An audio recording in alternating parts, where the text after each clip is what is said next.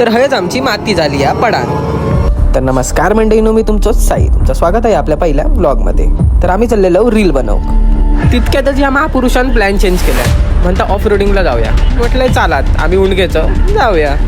वादळापूर्वीची शांतता म्हणते तीच. या चेहऱ्यावरचा हसू काही क्षणात रडण्यात बदलणार होता.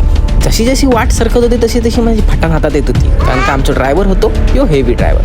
हे पडून मरणारच होतो या खातीतल्या दगडाक आपटून, पण मरता मरता वाचलो. या सगळ्या खडतर प्रवासानंतर आमका दिसलो तो ह्यो व्ह्यू. ह्या बघासाठी तुमका कोकणातच यावचा लागतला.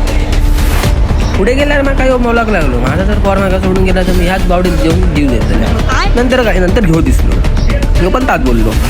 नंतर ह्यो रिकाम तज्ञ माका एक माहिती देऊक लागलो की हे तर पाण्यात बुडान एक पोरगो मेलो हा. नंतर मी खर्चापुरती शायनिंग मारलंय आणि निघत होतोय. तेवढ्यात या बापल्याच्या पोराची लव्ह लेटर आहे पाण्यात पडलेली दिसली. माझ्या मनात हे जाऊचे घाणरेडे विचार येतच होते की जाता जाता जर आमची गाडी अडकली तर काय होतं का. आणि ते घाणरेडे विचार उतरले सत्यात.